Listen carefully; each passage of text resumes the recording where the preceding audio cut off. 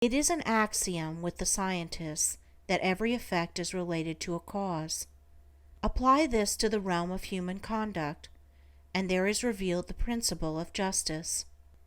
Every scientist knows, and all men believe, that perfect harmony prevails throughout every portion of the physical universe, from the speck of dust to the greatest sun. Everywhere there is exquisite adjustment. In the sidereal universe, with its millions of suns rolling majestically through space and carrying with them their respective systems of revolving planets, its vast nebula, its sea of meteors, and its vast army of comets, traveling through illimitable space with inconceivable velocity, perfect order prevails. And again, in the natural world, with its multitudinous aspects of life, and its infinite variety of forms, there are the clearly defined limits of specific laws, through the operation of which all confusion is avoided, and unity and harmony eternally obtain. If this universal harmony could be arbitrarily broken, even in one small particular, the universe would cease to be. There could be no cosmos, but only universal chaos.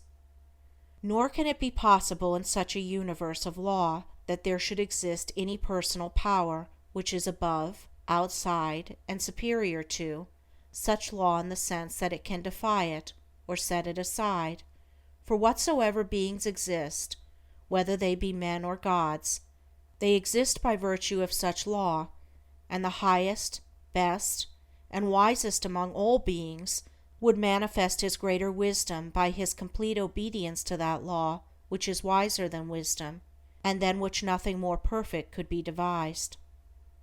All things, whether visible or invisible, are subservient to, and fall within the scope of, this infinite and eternal law of causation. As all things seen obey it, so all things unseen, the thoughts and deeds of men, whether secret or open, cannot escape it. Do right, it recompenseth.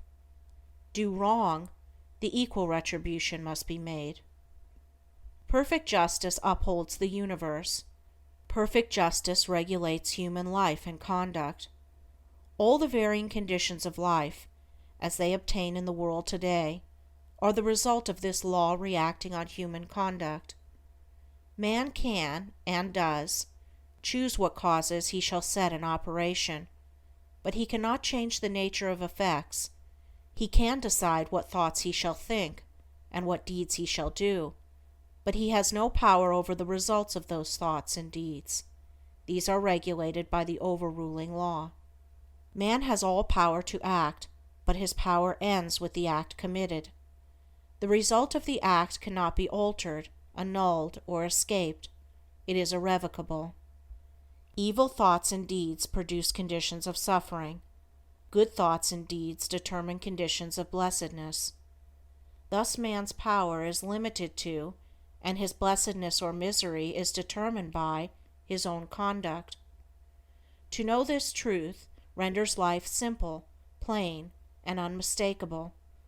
All the crooked paths are straightened out, the heights of wisdom are revealed, and the open door to salvation from evil and suffering is perceived and entered. Life may be likened to a sum in arithmetic. It is bewilderingly difficult and complex to the pupil who has not yet grasped the key to its correct solution, but once this is perceived and laid hold of, it becomes as astonishingly simple as it was formerly profoundly perplexing. Some idea of this relative simplicity and complexity of life may be grasped by fully recognizing and realizing the fact that, while there are scores, and perhaps hundreds of ways in which a sum may be done wrong, there is only one way by which it can be done right, and that when that right way is found, the pupil knows it to be the right, his perplexity vanishes, and he knows that he has mastered the problem. It is true that the pupil, while doing his sum incorrectly, may, and frequently does, think he has done it correctly, but he is not sure. His perplexity is still there, and if he is an earnest and apt pupil, he will recognize his own error when it is pointed out by the teacher. So in life, men may think they are living rightly, while they are continuing, through ignorance, to live wrongly. But the presence of doubt, perplexity, and unhappiness are sure inclinations that the right way has not yet been found. There are foolish and careless pupils who would like to pass a sum as correct before they have acquired a true knowledge of figures, but the eye and skill of the teacher quickly detect and expose the fallacy. So in life there can be no falsifying of results. The eye of the great law reveals and exposes. Twice 5 will make 10 to all eternity, and no amount of ignorance, stupidity, or delusion can bring the result up to 11. If one looks superficially at a piece of cloth, he sees it as a piece of cloth.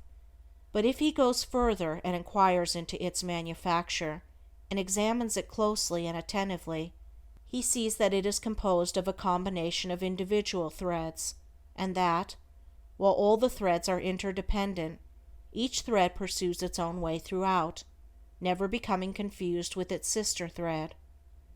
It is this entire absence of confusion between the particular threads which constitutes the finished work a piece of cloth. Any inharmonious commingling of the thread would result in a bundle of waste or a useless rag. Life is like a piece of cloth, and the threads of which it is composed are individual lives. The threads, while being interdependent, are not confounded one with the other. Each follows its own course.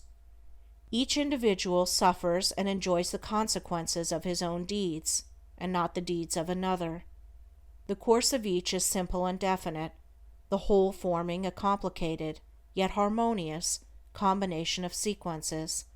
There are action and reaction, deed and consequence, cause and effect, and the counterbalancing reaction, consequence, and effect is always in exact ratio with the initiatory impulse.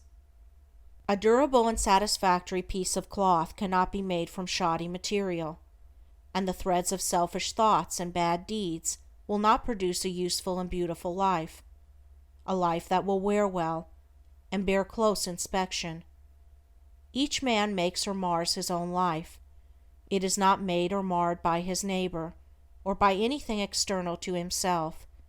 Each thought he thinks, each deed he does, is another thread, shoddy or genuine, woven into the garment of his life.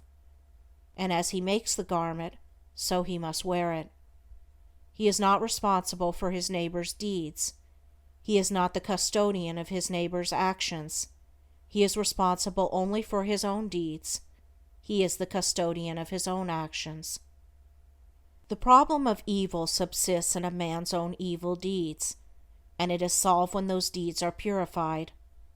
Says Rousseau, "Man, seek no longer the origin of evil. Thou thyself art its origin." Effect can never be divorced from cause. It can never be of a different nature from cause. Emerson says, "Justice is not postponed. A perfect equity adjusts the balance in all parts of life." And there is a profound sense in which cause and effect are simultaneous, and form one perfect whole. Thus upon the instant that a man thinks, say a cruel thought, or does a cruel deed, that same instant he has injured his own mind. He is not the same man he was the previous instant. He is a little viler and a little more unhappy,